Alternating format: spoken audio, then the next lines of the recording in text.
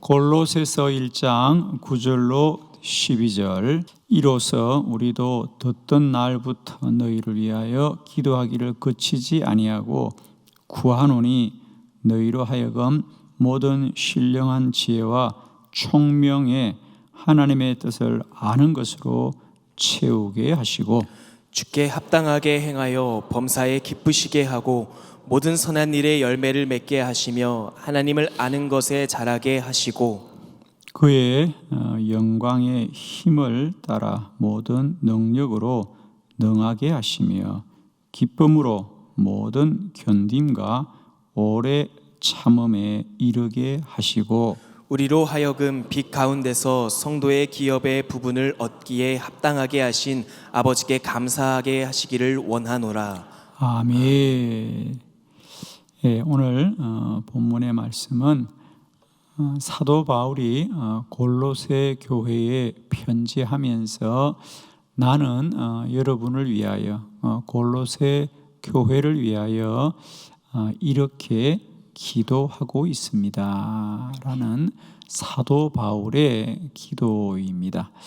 오늘 저는 이 사도 바울의 기도를 통하여 그가 골로새 교회를 위하여 기도하되 어떻게 기도하였는가, 무엇을 기도하였는가 라는 내용을 함께 나누면서 우리들에게도 우리가 어떻게 기도해야 될지 또 무엇을 구해야 되는가, 우리가 사람으로도 노력하지만 왜 우리가 무엇을 기도해야 되는가, 우리가 기도할 수밖에 없는 또 기도해야 되는 것이 있다는 것을 우리가 깨닫게 됩니다. 오늘 저는 이 기도가 골로새 교회만을 위한 것이 아니라 오늘 저희 교회를 위한 우리의 간구와 기도가 되기를 원하고 우리가 늘 이런 은혜를 사모하면서 하나님께 꼭 기도하고 기도하기를 계속 할 수 있기를 원합니다. 우리가 사람으로 또 힘으로 또 육체로도 이룰 수 있는 일이 있지만은 우리가 오직 기도로만 이루는 일들이 있는 거죠, 그죠?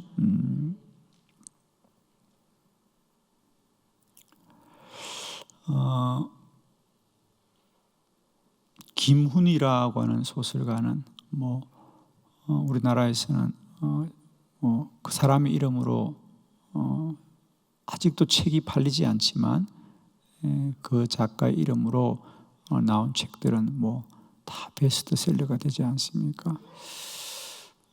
그분은 지금도 이렇게 컴퓨터가 발달한 시대인데 꼭 글은 연필로만 쓴다고 합니다.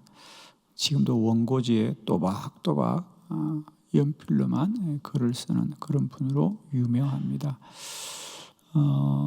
그분은 그렇게 고백합니다. 자기는 연필로 쓰지 않으면 글이 되지 않는다는 거죠. 자기는 그러니까 우리는 흔히 글을 쓰는 사람들이 어떤 정신적 작용, 어떤 그런 거라고 생각하는데 자기는 연필로 써야만이 글이 된다는 거예요. 저도 설교를 준비해 보면 정말 어떨 때는 본문을 가지고 아무 생각이 없을 때가 있어요. 그런데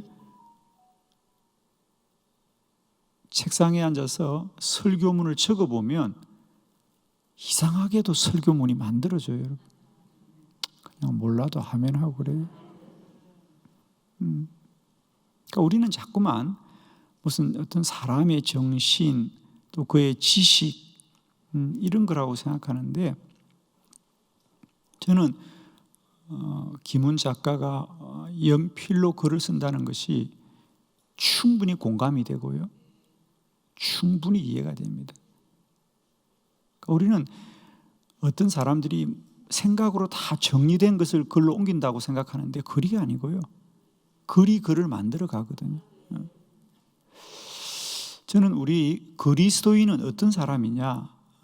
우리가 생각으로는 아무것도 없는데 저는 이제 이렇게 말하면 참 좋을 것 같아요. 그러나 이게 말이 될지는 모르는데 우리는 아무 생각이 없더라도 기도하면 생각이 다 나고 말입니다. 힘이 하나도 없는데 기도하면 힘이 나고 말입니다. 그러니까 글을 쓰는 작가의 방식은 연필로 글을 쓰듯이 저는 우리 그리스도인의 삶은 오직 기도로 살아야 된다. 일단 여기까지만 할게요. 우리가 아무것도 할 수 없을 것 같은데 기도하면 되더라는 거예요. 기도하면 되더라.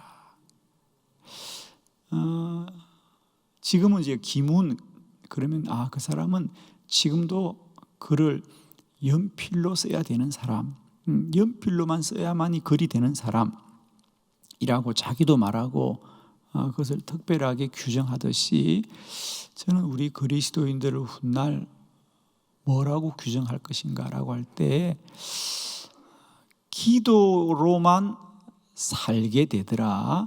기도로만 삶이 되어지더라. 그리스도인의 규정은 뭐냐? 우리가 그냥 앉아있으면 아무 생각도 없고 아무것도 할 수 없는 것 같은데 이상하게 무릎만 꿇으면 되더라. 이런 말이 되는지 모르겠지만 그냥 이상하게 무릎을 꿇으면 돼요. 그죠? 저는 늘 설교 준비를 하면서 우선 제 스스로가 참 많이 놀랄 때가 많습니다. 여러분이 생각할 때는 목사님이 참 똑똑하신가 보다. 어떻게 저런 생각을 다 했나 했는데요. 제가 똑똑한 게 아니고요. 설교를 준비하면 이상하게 그런 게 나와요. 이상하게. 정말이에요, 여러분. 우리 목사님이 공부를 많이 해서 어디서 책을 많이 보셨냐? 아니에요, 여러분. 그러니까 그냥 있으면 아무 생각이 없는데요. 설교를 준비하려고 앉으면 그리고 자판을 두드리면 이상하게 이렇게 말이 되고 글이 되고 그러더라고요. 저는 그래서 가끔 그 생각하는 거예요.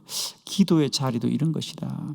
우리가 평소에는 아무 생각이 없고 아무 마음도 없고 아무 의지도 없는데 기도의 자리에 앉으면 무릎을 꿇으면 내 안에 새 힘이 솟고 새 마음이 임하고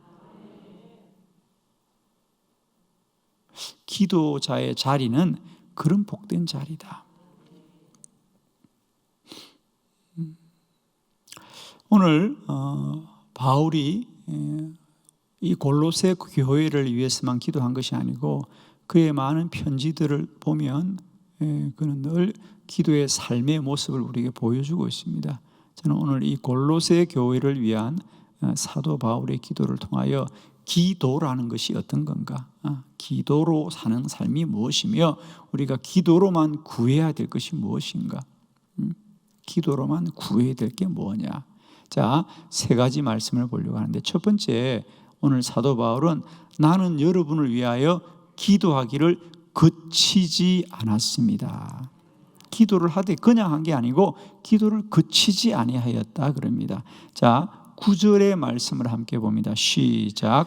이로써 우리도 듣던 날부터 너희를 위하여 기도하기를 그치지 아니하고 구하노니 너희로 하여금 모든 신령한 지혜와 총명의 하나님의 뜻을 아는 것으로 채우게 하시고. 아멘. 이로써 우리도 여러분에 대하여 듣던 날부터 너희를 위하여 기도하기를 그치지 아니하고 구하노니. 기도를 한 번만 하는 게 아니고 여러분의 소식을 듣는 날부터 지금까지 나는 기도를 하되 그치지 아니하고 기도하노니. 기도를 그치지 않고. 자, 그냥 기도를 쉬지 말라. 쉬지 않고 기도한다는 말과 기도하기를 그치지 아니하고 라는 말은 결이 좀 다르죠. 그래서 다른 번역서는 보면 그냥 나는 여러분을 위하여 기도하기를 쉬지 않습니다 그랬는데 결이 달라요. 여러분. 우리가 무엇을 위하여 내가 쉬지 않고 기도합니다 라고 하는 것과 기도하기를 그치지 아니한다. 기도를 내가 쉬지 않고 기도한다는 얘기는 내가 좀 주도적인, 그죠? 내가 뭔가 기도를 계속한다라는 주도성이 있는데 기도하기를 그치지 아니한다. 이 얘기는 뭐죠? 어떤 외적인 어려움과 또 문제가 있어도 나는 기도를 그치지 아니한다. 기도를 그칠 수밖에 없는 여러 가지 요인들이 있지만 나는 그것을 이기고 기도합니다. 기도는 반드시 시험이 있습니다. 기도는 반드시 우리에게 어려움이 닥쳐옵니다, 여러분. 자, 이제 우리만 그런 어려움이 있는 게 아니고요. 우리보다 먼저 기도했던 많은 기도자들이 기도에 시험이 있었고 기도에 저항이 있다는 것을 기억하시고 그것을 이기고 기도해야 된다. 이제 우리들의 기도도 기도하기를 그치지 아니하고 구하기를 축원합니다. 기도를 하되 기도를 포기하지 말아라. 낙심하지 말아라. 여러분, 기도하는 사람은 반드시 낙심이 다가옵니다. 왜 기도하는 사람은 반드시 낙심이 다가올까요? 그렇습니다. 기도는 이제 우리가 분명히 깨닫는 거예요. 기도는 사람이 생각하는 사람의 뜻이 만족되는 것이 아니라 우리는 기도하지만, 우리는 물을 마시기를 기도하지만 하나님이 이루시는 뜻은 모압을 넘겨주는 것이고, 사울은 나귀를 찾기 위하여 기도하지만 하나님의 뜻은 그를 왕으로 세워주는 것이기 때문에 반드시 기도자는 자기의 만족과 뜻이 이루어지지 않는 그 낙심을 반드시 경험하게 되어 있습니다. 그걸 이겨야 되는 거예요. 이제 우리는 알았잖아요. 기도가 사람의 일이 아니라 하나님의 일이구나. 그러므로 기도자는 반드시 낙심을 이겨야 됩니다. 왜 기도가 나의 뜻대로 되지 않을까? 왜 기도가 빨리 응답되지 않을까? 기도가 내 생각대로 되지 않을까에 대한 이 낙심을 반드시 이겨야 돼요.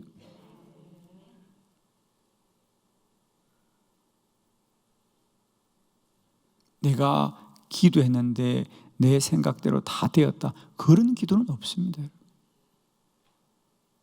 기도자는 다 기도하되 그치지 아니하고 구하여야 된다. 꼭 마음에 새기십시오. 기도할 때마다 사도 바울은 기도를 그치지 아니하고 구하였더라.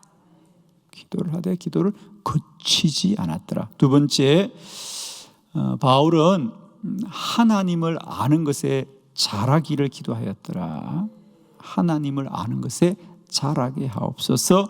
10절의 말씀 다 같이 합독합니다. 시작. 주께 합당하게 행하여 범사에 기쁘시게 하고 모든 선한 일에 열매를 맺게 하시며 하나님을 아는 것에 자라게 하시고. 아멘. 이제 골로새 교회 성도들이 주께 합당하게 행하여 범사에 기쁘시게 하고 모든 선한 일에 열매 맺게 하시며 하나님을 아는 것에 자라게 하옵소서.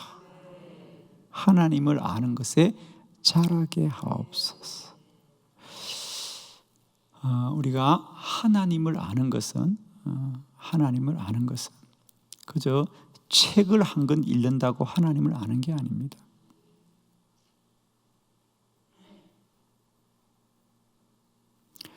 자, 우리 성경에는 이 아는 것, 안다는 단어가 참 많이 나옵니다.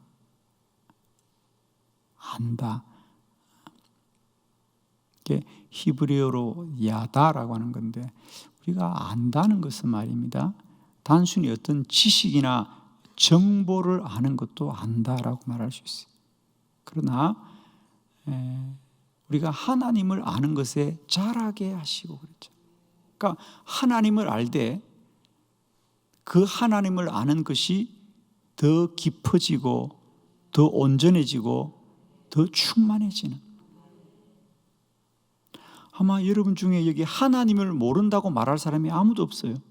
그러나 또한 우리 모두가 하나님을 안다고 말할 사람도 아무도 없죠. 여러분 하나님 아시죠? 안다고 그래요. 그러나 하나님 아세요? 다 아세요? 그러면 입이 쑥 들어가.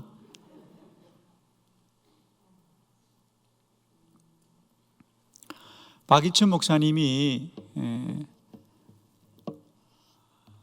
제가 아는 한 한국교회에서 성경을 가장 많이 본 목사님이에요. 그분은 목회를 하시면서도 가장 성경을 많이 보았을 때 하루에 매일매일 11시간 30분 성경만을 보신 분이고요. 지금도 은퇴하시고 하루에 7시간씩 성경을 보십니다. 지금도. 그러니 성경을 무지 보신 분이에요. 그분은 성경을 거의 암송하신다고 하시는 분이에요. 그분은 책상 위에 성경밖에 없어요. 그분은 신학교 교수도 하신 분이에요. 유학도 다녀오신 분이에요. 근데 그분의 방에 가보면, 제가 그분 방에 가봤잖아요. 책상에 성경 한 권 달랑이 있어요. 그걸 가지고 일생을 보신 분이에요. 성경 한 권, 한글 옥편 한 권, 그 다음에 헬라 히브리어 성경이에요. 일생을 성경만 보신 분이에요. 그런데 그분이, 제가 그랬어요. 목사님, 이제 뭐 성경은 다 아시겠네요. 그분이 말씀해요. 성경은 보면 볼수록 모른다. 한 번 볼 때는 다 아는 것 같지. 그분은 목사들에게 성경을 백독해야 목사 된다 그래요. 성경 백독해야 된다. 그러니까 신학생들에게 너희는 빨리 성경 백독해라. 그래야 목사 된다. 그분이 그렇게 말씀해요. 성경은 보면 볼수록 아는 게 아니라 알면 알수록 모르는 책이다. 그래서 본인은 지금 그렇게 일생 동안 성경을 보셨는데도 뭐라고 하시느냐? 나는 성경이 큰 산이라고 한다면, 성경을 큰 산에 비유한다면 나는 그저 그 산의 한 자락을 그저 본 것에 불과한 것 같다라고 말합니다. 그분이 성경을 알아요, 몰라요? 아시는 분이에요. 그러나 성경은 살아계신 하나님이십니다. 하나님의 말씀이 죽은 하나님이 아니라 살아계신 하나님. 그러니까 하나님은 지식으로 아는 것이 아니라 하나님을 아는 것, 그 하나님의 지식은 날마다 영적인 체험으로 고백되는 거예요, 여러분. 여러분은 여러분을 아시겠어요? 모르겠어요? 여러분보다 여러분을 잘 아는 분이 누가 있겠어요? 함께 사는 사람은 말할 거 없고, 여러분은 여러분을 알아요, 몰라요? 빨리 말해요. 나는 오늘 하루 종일 설교할 수 있어. 여러분은 여러분을 알아요, 몰라요? 몰라요? 이게 웬일이요? 큰일 났네 지금. 아니 지금까지 사시고도 자신을 모른다고. 그렇습니다. 그게 어쩌면 정직한 답입니다. 우리가 정말 힘든 건 나도 나를 모르겠다는 거죠. 하나님을 아는 것에 자라게 하옵소서. 하나님을 많이 알게 해달라는 게 아니에요. 하나님을 많이 알게, 이게 아니에요. 하나님을 아는 것에 자라게 하옵소서. 누가 자라요? 내가 자라야 되는 거예요. 하나님을 알 수 있는 영적인 감각이 자라야 돼요. 아멘이죠. 하나님이 아무리 존재해도 그 하나님을 아는 영적인 감각이 없으면, 그러니까 이건 놀라운 얘기죠. 하나님은 어떤 지식으로 아는 게 아니에요. 여러분 정말 하나님을 공부해서 안다면 신학교 박사들이 믿음이 제일 좋아야 되지만, 제가 하는 한 가장 믿음이 없는 사람들이 그 사람들이 공부만 하기 때문에, 기도를 안 하기 때문에. 하나님은 책을 많이 본다고 아는 거예요. 그건 하나님을 아는 것이 아니라 하나님에 대한 지식이 많은 거죠. 정확하게 말하면 그건 하나님을 아는 게 아니라 하나님에 대한 지식이 많은 거예요. 그건 인정해요. 아는 건 많아요. 그러나 하나님은 몰라요. 그러나 누가 하나님을 아느냐? 저 시골에 한글도 모르는 권사님이 늘 교회에 앉아서 기도하시는 그 권사님이 하나님 더 많이 아세요. 내가 아는 한 그렇습니다. 우리는 자꾸만 공부를 많이 하고 똑똑한 사람이 하나님을 알 것 같아요? 아니에요. 하나님을 아는 지식은 많아요. 그러나 하나님을 아는 것은 한글도 모르고 세상 이치도 모르는 그 어리숙해 보이는 그분들이, 그러나 오로지 기도하고 기도하는 그분들이 하나님을 더 많이 느끼고 하나님은 느끼는 거예요. 하나님이 계신 것 같은 것을 느끼는 거예요. 그걸 우리가 믿음이라고 하는 거예요. 그러니까 오늘날 교회를 다니는 성도들이 얼마나 지식의 지적인 수준이 높아지고 얼마나 세련됐습니까? 그러나 한국 교회가 가장 능력 있을 때는 60년, 70년, 80년대 정말 배운 일도 없고 한글도 제대로 모르고 그러던 한국 교회가 오로지 할 게 없어 기도했고 갈 데가 없어 교회 갔고 심심해서 교회에 있었던 그분들이 훨씬 더 영적으로는 충만했어요. 저는 축복합니다. 오늘도 하나님을 아는 것에 우리가 자라게 하옵소서. 즉 영적 성장이 일어나게 하옵소서. 내 안에 영적 성장이 일어나게 하옵소서. 세 번째, 하나님의 능력을 얻기 위하여 기도하였습니다. 11절 다 같이 시작. 그의 영광의 힘을 따라 모든 능력으로 능하게 하시며 기쁨으로 모든 견딤과 오래 참음에 이르게 하시고. 아멘. 그의 영광의 힘을 따라 모든 능력으로 능하게 하시며 기쁨으로 모든 견딤과 오래 참음에 이르게 하옵소서. 오늘도 기도자들은 날마다 때마다 기도할 때마다 하나님의 능력을 얻게 될 줄 믿습니다. 오늘도 우리는 연약하나 우리가 기도하면 우리의 연약함 위에 하나님의 능력을 입혀주신다. 아멘. 하나님의 능력을 입혀주십니다. 그 능력이 떠나면 우리는 아무것도 아닙니다. 우리는 꼭 아셔야 됩니다. 우리는 자꾸만 착각하는 게 우리가 믿음 생활을 열심히 하고 오래 하고 기도를 많이 하면 마치 우리가 능력자가 된다고 생각하는데 이게 큰 착각입니다. 우리는 능력자가 되는 것이 아니라 다만 주의 능력을 덧입혀 받는 거예요. 그 주님이 떠나면 우리는 아무것도 아니에요.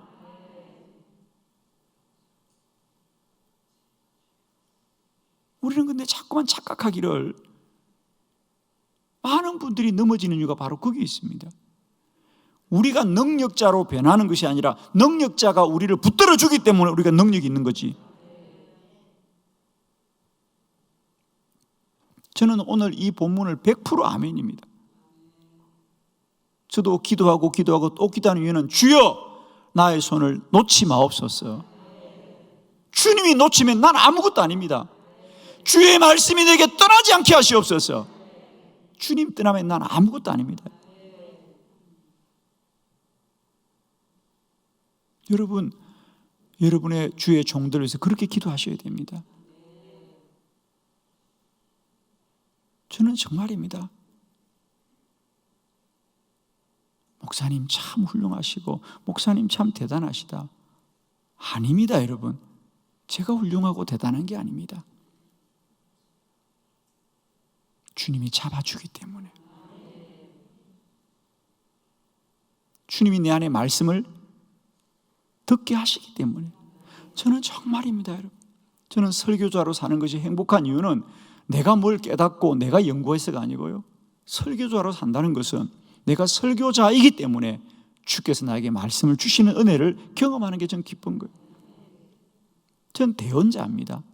저의 지식을 전하는 것이 아니라 하나님의 말씀을 대신 전하는 대언자이고, 제가 설교자로서 이 과정이 참 행복한 것은 하나님의 말씀을 먼저 듣는 은혜를 경험하기 때문인데, 저는 이것이 영원하다고 생각하지 않습니다.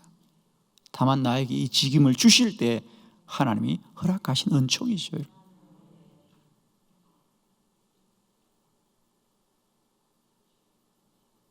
세상의 지식은 그가 공부하고 그가 준비한 것들로 훌륭하지만 하나님의 삶은 하나님이 능력 주셔야만이 하나님의 사명 감당하는 겁니다.